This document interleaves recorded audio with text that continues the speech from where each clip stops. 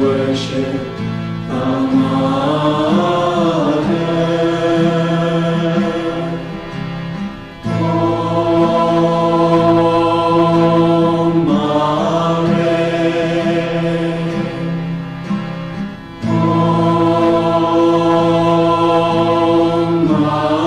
Mare. Om Mare. Peace in the name of Buddha. Peace in the name of Buddha. Peace in the name of Buddha. Light in the name of Mother. Light in the name of Mother.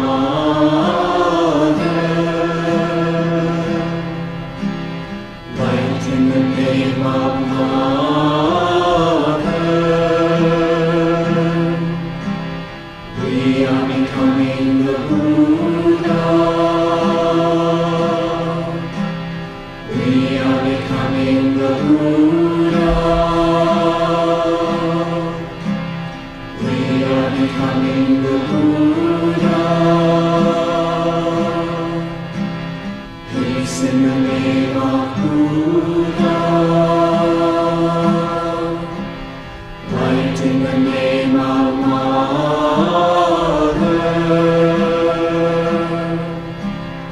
Om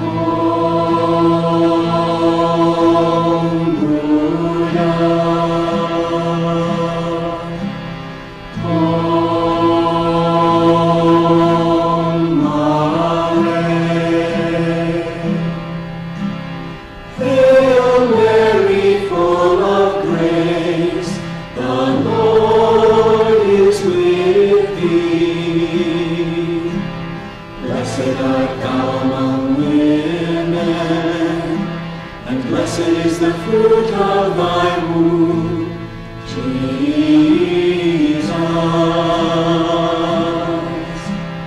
Holy Mary, Mother of God, pray for us sons and daughters of God, now and at the hour.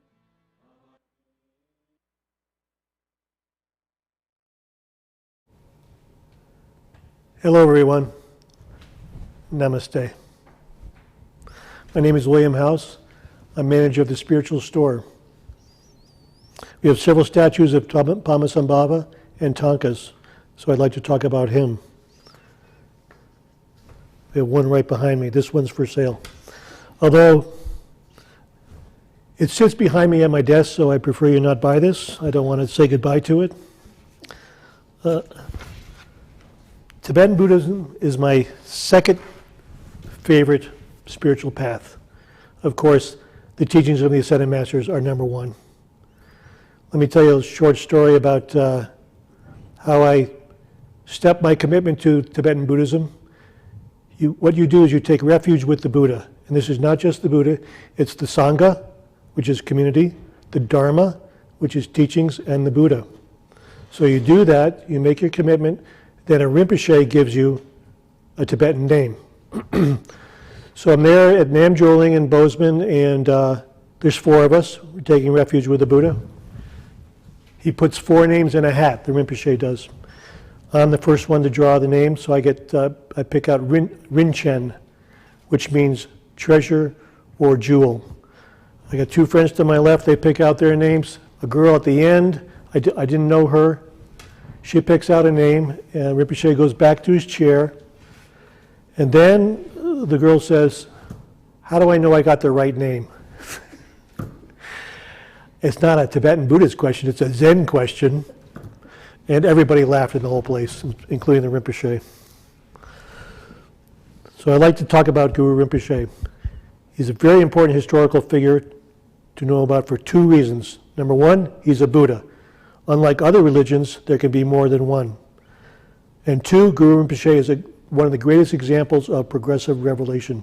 And this is a very important thing in today's world. But first I would like to tell you a short story as a lead-in to this great master teacher. A friend of mine bought the Buddha series on Netflix. It's very popular. She lives in the mountains and doesn't have Wi-Fi, so she had to buy these DVDs. I think there's like 55 episodes in India. There's got to be fewer than that here. They probably edited it down. And so she watches the whole thing. Okay, spoiler alert. Production crew, can you put spoiler alert on the bottom of the screen? Did you get the memo? Red spoiler alert? I'm messing with them. There is no spoiler alert. I'm the spoiler alert. I'm going to tell you the end of the story. What happens to Buddha, you might know already, but in the movie, my friend gets to the end. Gautama Buddha passes on at the age of 80, and the movie says he goes into nothingness. No white light or glorious deities, dakinis, divine beings, no Shambhala, no temple of light. Zip, nada, nothing. Oh, she was hopping mad. Can you imagine that, she says. Now, this lady is European and has a charming Scandinavian accent. So when she gets mad, it's really quite funny. Nothingness, really? Are we really going with an archaic description of nirvana? Or is there something else? People who have had near-death experience will tell you there's a lot more after death than nothingness. I enjoy the irony of the situation.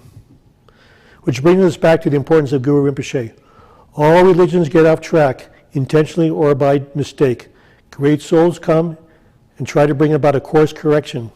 Padma Sambhava is one of these. So was Siddhartha Buddha. It's part of progressive revelation. Siddhartha noticed, among other things, that Hindus were focused on the God without. They had a marvelous array of gods to pray to. Brahma, Vishnu, Shiva, Krishna, Ganesh, to name a few. So he decided to get people to realize their own divine connection within also. Not only did he awake, but he woke up other people as well. One of the major religions was born.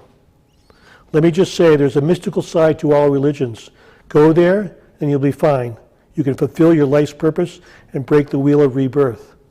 In the grand scheme of things, for most religions, the carnal mind or sinister forces look to find the one major loophole to distort the original teachings.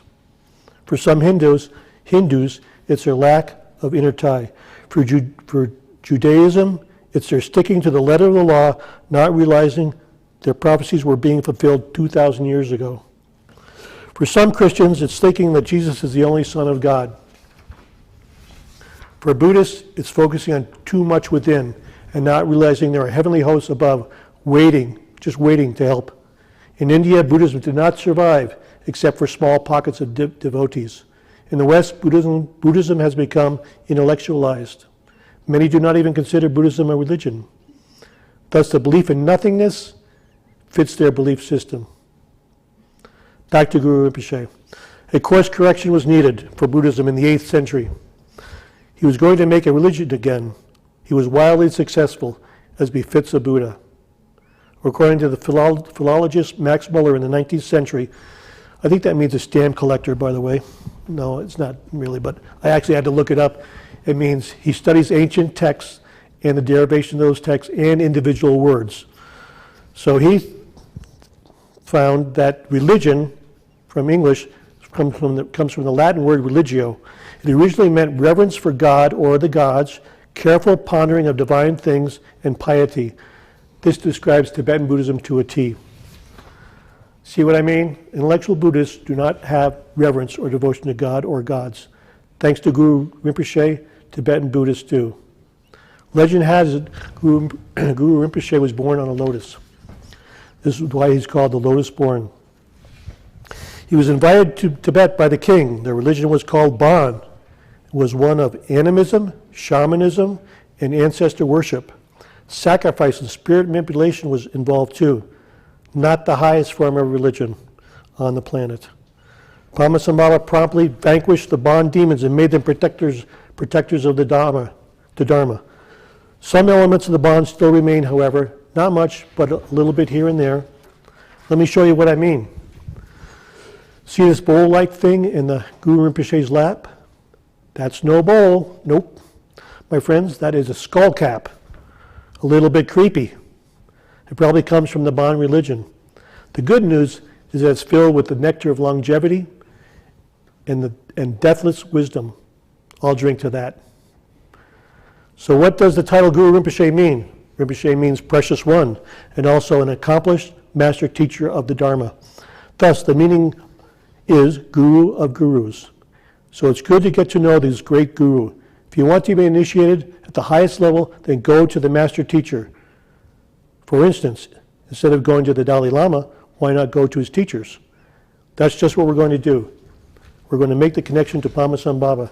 This book, Guru Yoga, by Dilgo Khyentse Rinpoche, is by a master teacher and former teacher of the Dalai Lama. His name is venerated throughout Tibet and Tibetans everywhere. He passed away in 1991. He left several books behind, including this one. It's about making the bond to Guru Rinpoche. We're going to do this by doing Guru Rinpoche's mantra called the Vajra Guru mantra, also called the Golden Mantra. Some people like to do mantras with this, mudras with this mantra. The first three go like this. They are focused on the three kayas, devotion to the Dharmakaya, Sambhokaya, and Nirmanakaya. However, because this teaching comes from the hidden teachings of Padma Sambhava, you have to do the mantra a little bit faster, so we can't take time to do the mudras. It'll slow us down. We'll be here forever. So we're not going to be doing any mudras. I'm sorry, some of you look forward to doing mudras, especially the Vajra, the earth touching mudra of the Buddha. That's a great one to do. Telling Mara you're right to be here and to practice the path of the Buddha. For myself, I find them distracting when I'm trying to do quite a few mantras. Dilgo Khyentse Rinpoche emphasizes visualizing Padma Sambhava above you and in your heart. As you do the mantra, what I do is focus on Guru Rinpoche and take my mala in my right hand and count out 108 mudras or multiples of 108. This is a mala of lotus beads, lotus seeds. It has a Guru bead right there, Tibetan knot. It has mala counters. So, if you do 108 times around, and you want to do more, then these mala counters have 10 rings on them. Now one of these rings does not work. This is the one. This one works. So you do 108. Then you slide the ring up, so that represents 108. Wait a minute, I got 3 up here. So there's 108. So then you go around one more time. Now you've done 2. And then when you get all 10 rings up here, you've done 1,080 mantras. Now, if you're really ambitious and you want to do twice that, then you go to the other side and you do 10 more. And it's moving a little bit. This would equal, if my math is correct, 2,160 mantras. And if you really want to go for it, 10,000 mantras, I don't know how you do that. I've never even thought about doing 10,000 mantras, but you got to multiply that by 5. So I don't know how you count that. So I like lotus seeds.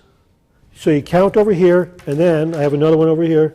Then you put them on this hand over here. Now these are charged with light. You've charged these with light. And you know the heart meridian, acupuncture points come through right here. What? What did you say? The heart meridian? The heart meridian, yeah, comes through here. So it's good to have your mala over here. And Rudraksha beads are very good. Rudraksha beads are very popular in India.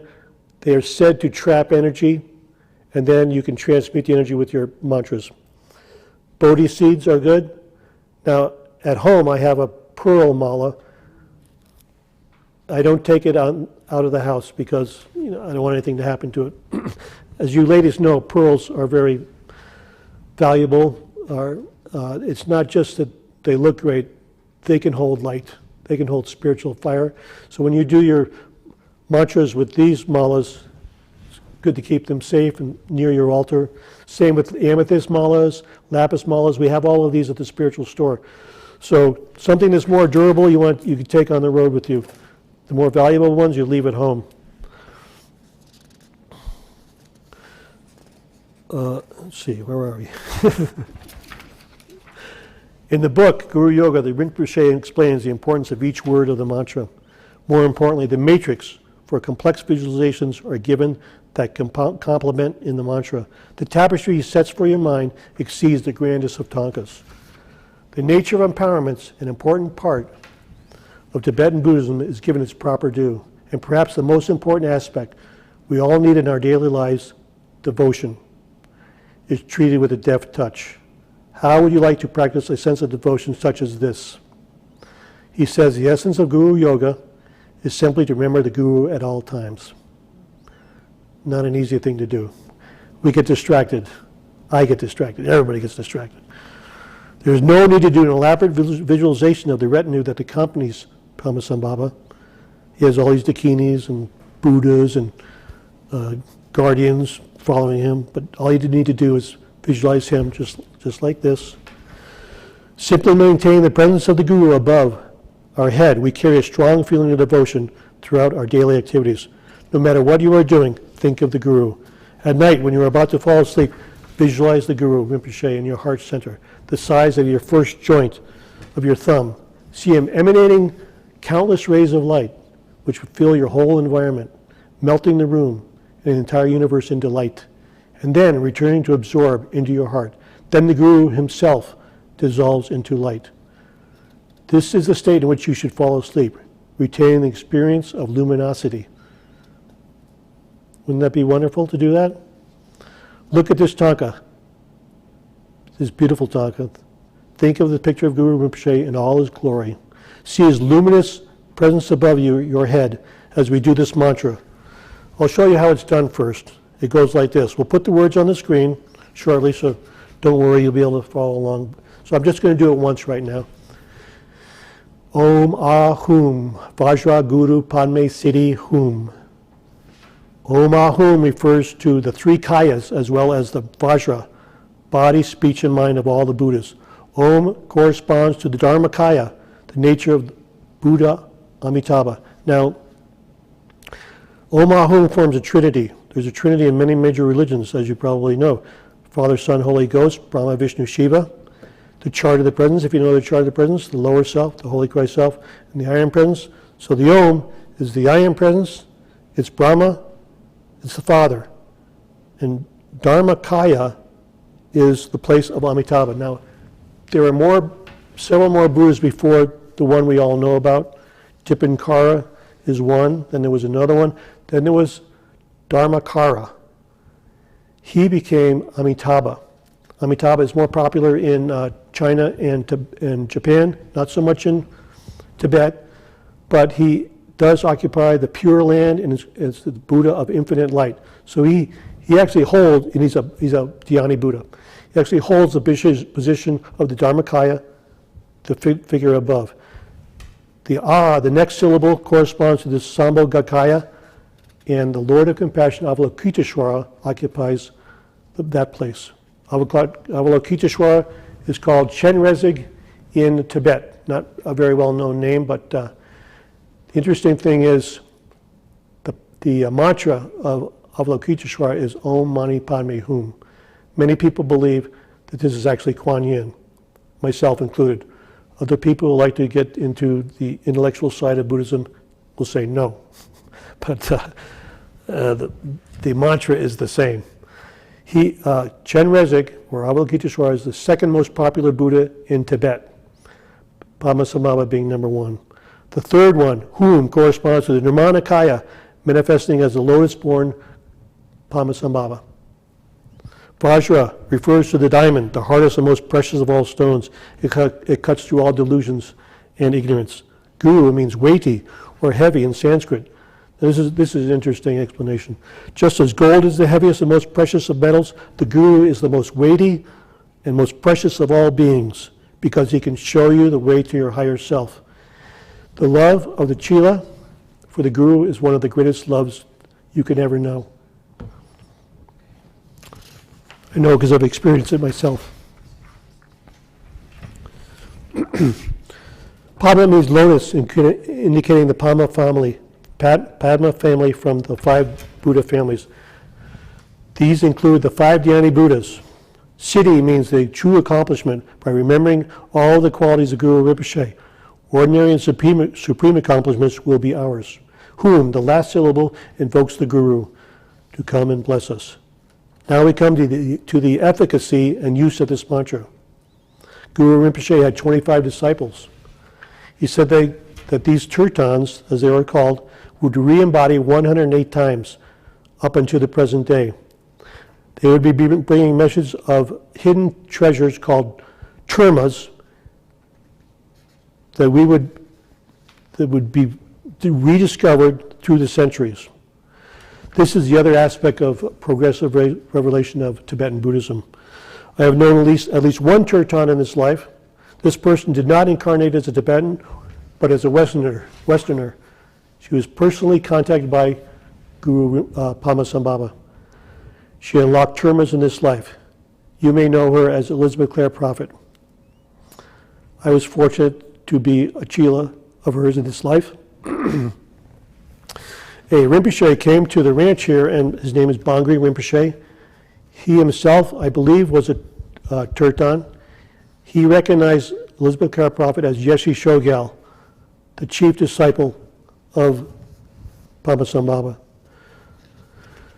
The following is a terma found in the 14th century. It's a dialogue between Yeshe Chogyal and Guru Rinpoche on the benefits of the Vajra Guru mantra. So I'm going to read from the book now. Guru Rinpoche's chief disciple, Yeshe Chogyal, asks this: in the future, sentient beings will have very short attention spans, and a great many things will clutter and occupy their minds. Their characters will be rough and difficult to tame. They will develop many wrong views towards the sacred Dharma. In particular, a time will come when people will cast aspersions on the secret mantra teaching and of the unsurpassable levels of Tantra. Tantra means Vajra. Tantra is a Sanskrit word. In Tibetan, it means Vajra. And that means esoteric Buddhism or secret teachings. So in every time, Tantra mistakenly means, has other connotations. So the true connotation is esoteric Buddhism. And in Tibetan, it's Vajrayana. Vajrayana is esoteric Buddhism or thunderbolt teaching. So Vajra, this is a Vajra. Vajra is oh, there we go. There it is. Now you can see it. This is kind of a nice Vajra. You have to be careful when you use these because they're very powerful. Don't use it lightly. But so this is a thunderbolt, and it's a diamond. And so that's Vajrayana. That's Tantra. At that time, okay, I'm getting back to the reading here. At that time, all sentient beings will suffer heavily from disease, famine, and war because of the spread of these 3 calamities. In particular, China, Tibet, and Mongolia will experience the same kind of turmoil as an ant's nest when it is destroyed. And the time will come for the people of Tibet to suffer greatly. Now this is interesting. This terma comes from the 8th century. It's rediscovered in the 14th century. It's describing now, because the time of great calamity for Tibet started in the 50s. The great calamity in China started in the late 40s when communism took over, and in Mongolia. And then the greatest calamities were in the late 50s and 60s and up until the present day for Tibet. So he's actually talking about now, okay? So I'll continue here. Though you have spoken at length of many skillful means to salvage what is possible from that situation, sentient beings in the future will not have the time to practice. Even though they may have some slight inclination to practice. How many of us have had some slight inclination to practice and we didn't do it? They will encounter many great obstacles. Sentient beings will experience a great deal of disharmony. Remember, he's talking about now. You and I, right now. They won't be able to get along or reach any kind of accord. In the wake of this, their behavior will become very impure. Bad times such as this will be very difficult to avert. That being the case, what kinds of benefits and advantages would there be for those beings in the future were they to slowly rely on the Vajraguru mantra as their practice. So Yoshi Shogyo is asking Padma Sambhava this. I ask you to relate this for the benefit of individuals in the future who are not able to perceive this and therefore have to have it explained to them. So she's asking Padma Sambhava to explain it to us right now. So then this is his reply. Then the great master Pema Jungne replied, O faithful lady, what you have said is so very true. In the future, such times will befall sentient beings, and both in a temporary and a long-term sense. The benefits of the Vajraguru mantra can be indefinitely felt, since my spiritual instructions and the methods of practice that I offer are immeasurable. I have hidden in a great number of treasure teachings in the water, rocks, the sky, and so forth. In these evil times, even individuals with fortunate karma will find it difficult to encounter these teachings. It will be difficult to bring together the necessary circumstances for these teachings to be revealed. This is a sign that the collective merit of beings is on the wane. I want to repeat these last three sentences because they're very important. In these evil times, even individuals with fortunate karma will find it difficult to encounter these teachings. Okay, so you've done whatever you could in past lives, you've made a lot of good karma, and yet you may not find the teachings. Then he says, it will be difficult to bring together the necessary circumstances for these teachings to be revealed. So even if you have this good karma, those who are supposed to bring it to you might have a difficult time reaching you. And this is for various reasons. We know what it's like in modern day America and the world, how we're surfeited with all kinds of teachings. And so the last one is, this is a sign that the collective merit of beings is on the wane. That is a loaded statement. The collective merit of beings is on the wane. What? I don't even want to go there. So there's a way to overcome this. We're going back to Padma Sambhava now. However, at such times, if this essence mantra, the Vajraguru mantra, is repeated as much as possible, 100 times, 1,000 times, 10,000 times, 100,000 times, 1,000,000, 10 million, 100 million times, and so forth. My friend Lee has done this at least 10,000 times, maybe 100,000 times. If it is repeated in holy places, in temples, next to great rivers. Okay, now, I'm 500 yards from a great river, the Yellowstone River. It flows into the Missouri, another great river, and they both flow into the Mississippi. So there's a reason. I'll explain a little bit about the Yellowstone River. The Yellowstone River is the last major undammed river in the lower 48 states, flowing 671 miles from its source, southeast of Yellowstone, into the Missouri River, then into the Mississippi River, into the Gulf of Mexico, and eventually into all major oceans and seas of the world. From here at the Summit Lighthouse, we send our prayers into the Yellowstone River and visualize it flowing around the planet. The interesting thing about the Missouri and the Yellowstone is it's filled with minerals from Yellowstone Park.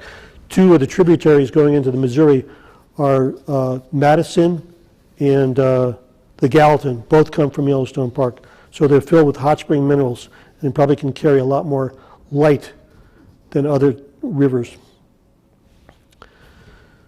Okay, I lost my place.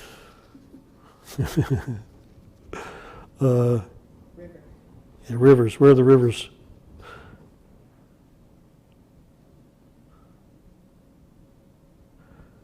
Okay, here we go.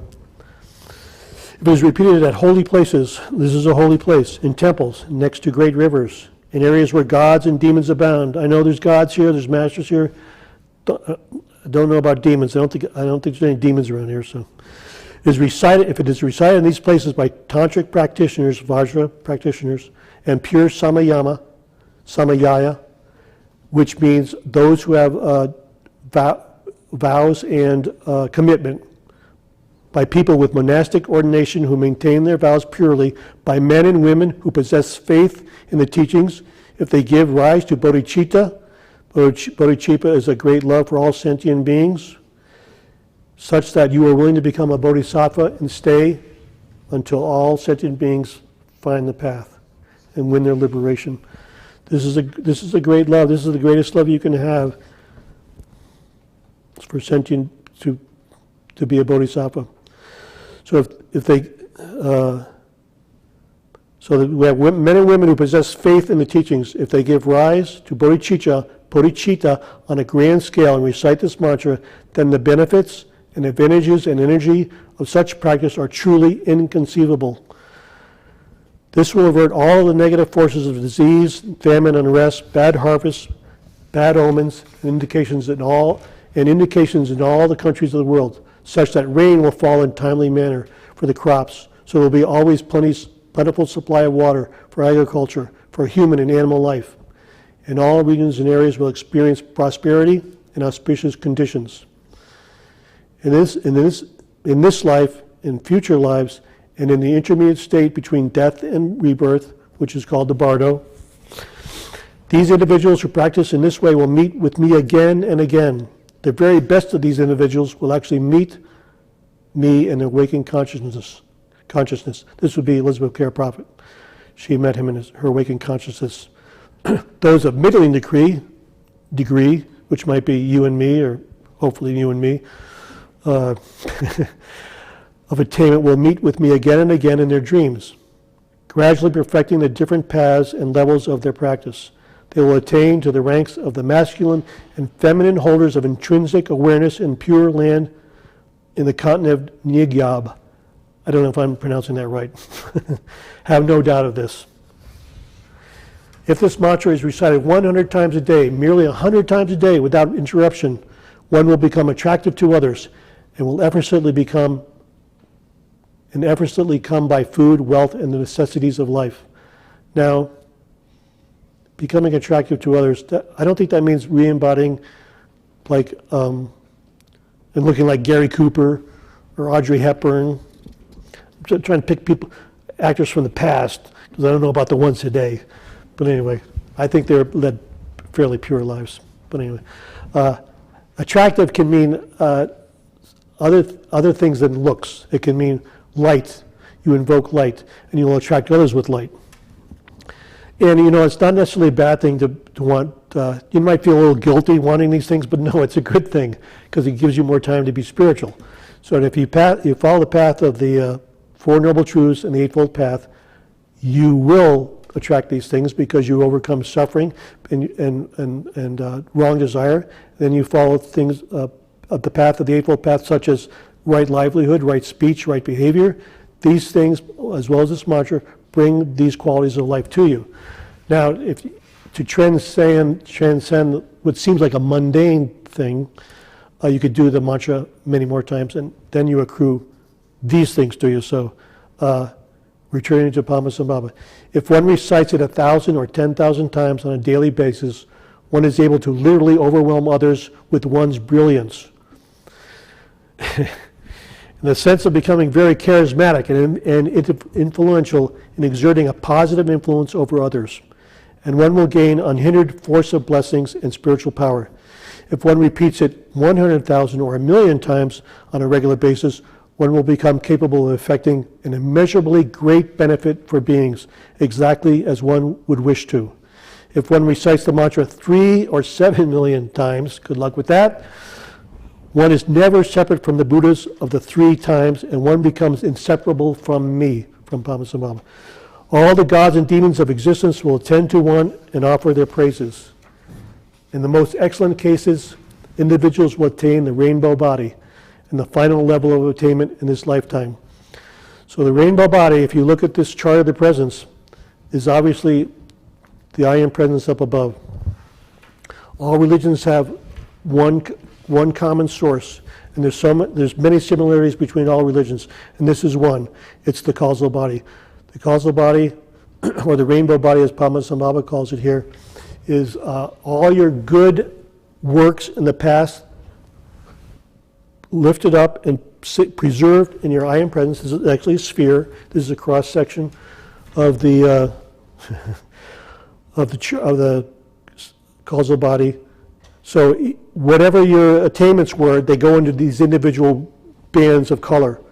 If it was something in government, it goes to the blue band. If it was something about love, it goes in the pink band. Wisdom, if you wrote some books that greatly helped people, it goes in the yellow band. It's theirs once you make your ascension. So you're in the you're down below there at the lower self. The Christ self is there. Now this is a Buddhic chart of the presence, and the Buddha is there. Now, if it was a Tibetan chart of the presence, as I said before, the three kayas, Padma Sambhava would be in the lower level, Avalokiteshvara or Chenrezig would be at the Christ self, and Amitabha is in the causal body.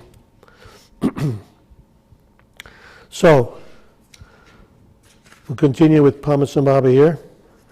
On a more middling level, and at the moment of death, the mother and child aspects of radiant luminosity will meet. At the very least, individuals will behold my face in the Bardo state. Once again, the Bardo state is between death and rebirth.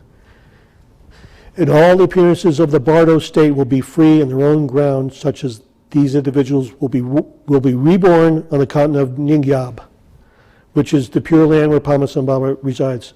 And from that vantage point, be able to accomplish an immeasurable amount of benefit to beings. Thus, the Guru replied to Yeshi Shogel. So you see, the more you do this mantra, the more benefits you receive. And done enough, you benefit all sentient beings. Wait, I think Sandra from El Segundo is writing in. She wants us to do it 10,000 times. Now, Sandra, I don't think you realize how long that's going to take. I'm just kidding. Sandra did not write in. I just want to scare you a little bit. So as I said, I don't even know how long that would take. So we're just going to do it 108 times. We're going to do it with Elizabeth Clare Prophet. We found a tape of her doing it 86 times. We couldn't find one with 108 times. So the cool thing is, this is Yeshi Shogel. So we got this message from Yeshi Shogel and Padma Sambhava. Now we're going to do the mantra with Yeshi Shogel. And then my friend and I, who's going to be off camera, are going to finish the 86 with 22 more to make 108. So, I'm going to do this with my mala to make sure we do 108. Close your eyes